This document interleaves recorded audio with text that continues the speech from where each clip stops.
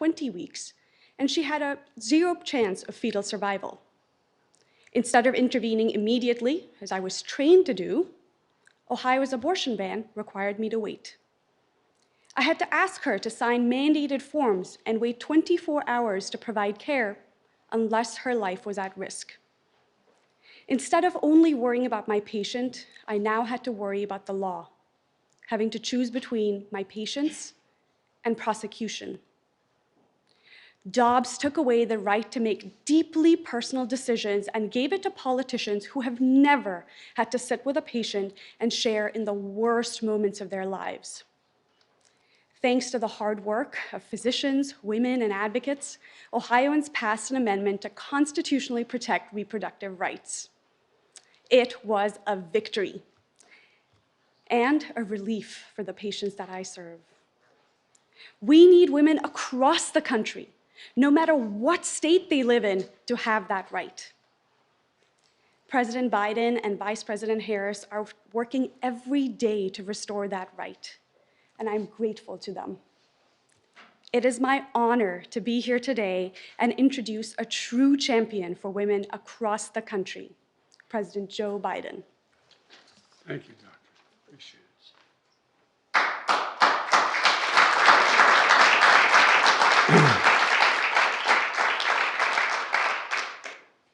Well, good afternoon, folks. Doctor, thank you for sharing your story, and I'm sure there's others like it. Many doctors across America have had to contemplate. 51 years ago today, in Roe v. Wade, the Supreme Court recognized a woman's constitutional right to choose. Constitutional right to choose. The right to make a deeply personal decision with her doctor, free from the interference of politicians.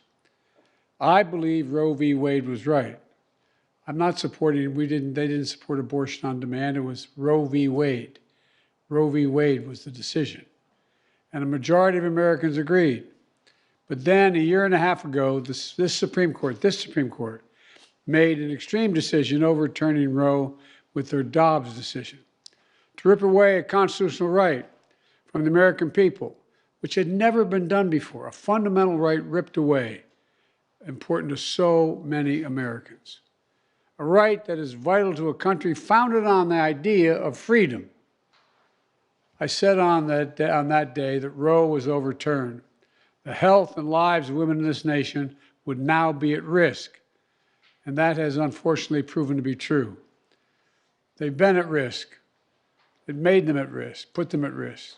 Today, in 2024, in America, women are turned away from emergency rooms, forced to travel hundreds of miles to get basic health care in another state that may have a different rule, forced to go to court to plead for help. Thanks to the mothers of two in Texas, a mother of two in Texas who was pregnant with her third child. From her doctor, she received the news that no one wants to hear. The life of the child and her own life were at risk if she continued her pregnancy. But instead of being able to receive care from her doctor, she was blocked by the state of Texas Attorney General and the state Supreme Court. Think about that. As she and her family were going through the frightening, heartbreaking ordeal, she had to fight extreme politicians in the court. They turned a deeply private and painful matter into a public matter. She ultimately had to leave the state to get the help she needed to protect herself and her ability to have more children in the future. The cruelty is astounding. An affront to a woman's dignity, being told by extreme politicians to wait, to get sicker and sicker, to the point where her life may be in danger before you can get the care you need. That cruel reality is a result of extreme Republicans who for years have made it their mission to end the Roe v. Wade decision. Since Roe was overturned in 21 states, abortion bans are now in effect, many with no exception for rape or incest. We have doctors with us today who are on the front lines of this crisis. And they can attest to the consequences that these extreme laws are having on doctors and on their ability to care for their patients. Some doctors are fleeing their home states because the laws that would send them to prison for providing evidence-based health care. In states like Texas, doctors can get a life sentence for providing the care they were trained to provide. It's outrageous. It's simply outrageous. And frankly, this is just the beginning. My congressional Republican friends are going even further. Further extremes undermine a woman's right to threatening the lives of women. 3 different Republican members in the United States Congress have proposed 3 different additional national bans to criminalize health care in every state.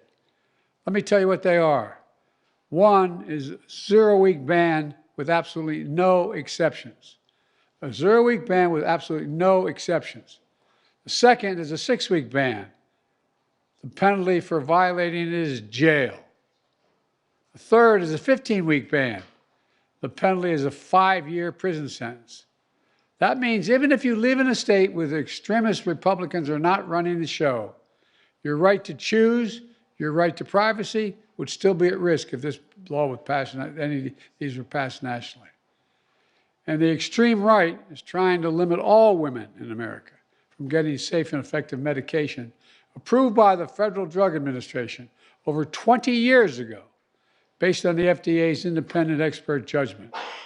They're trying to block women from getting this medication, even in states where abortion is legal.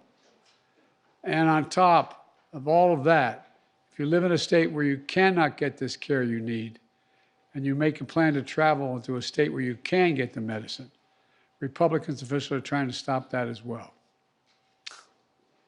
And get this, in Alabama, my mother would say, God love them, the Attorney General is threatening to prosecute people who help family members travel to another state.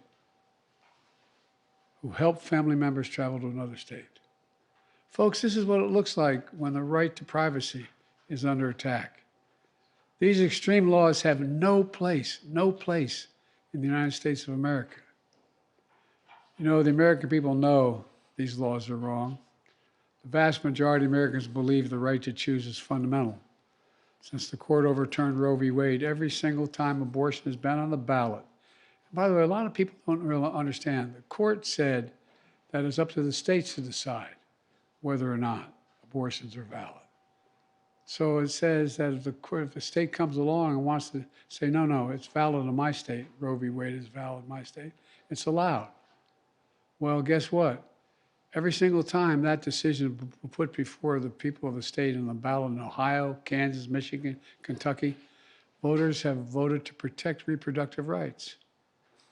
We need these protections in every state because your family to have access to health care should not depend on your zip code. It should not depend on your zip code. As I made clear, we have to do what the Supreme Court decision in Dobbs would allow, and that is Congress must codify Roe v. Wade for all the states in America. Stop playing politics of the women's lives and freedom. Let doctors do their job. Let me say it again. Pass laws restoring the protection of Roe v. Wade for women in every state. That's what can be done under this, even under the Dobbs decision. But under this court, that is going to be constitutional if we pass it nationwide. That's what I'm working for. I'm working for that law. And when they send me that law, I'm going to sign it immediately and restore that right.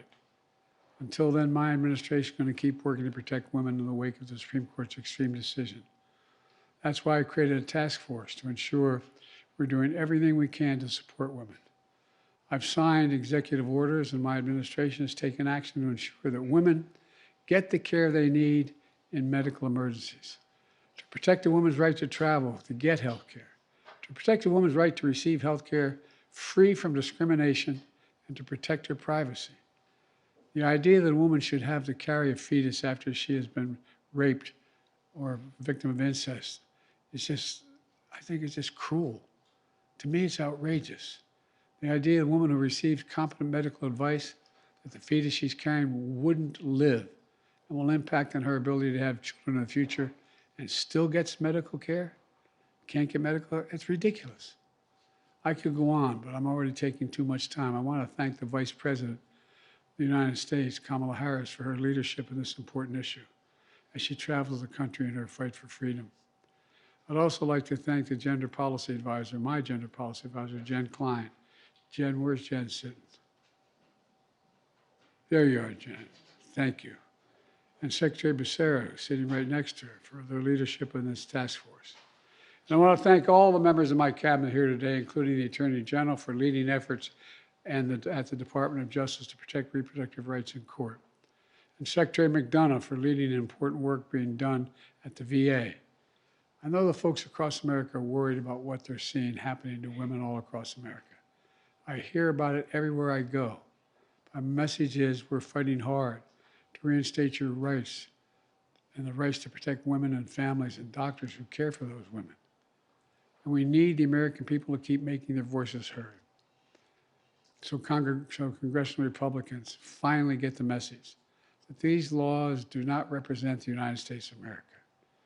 Your voice will have a final say. This is not over. With that, I'm going to sit down and we're going to get to work. Thank you all for being here, and let's get this done. It's important. Thank you.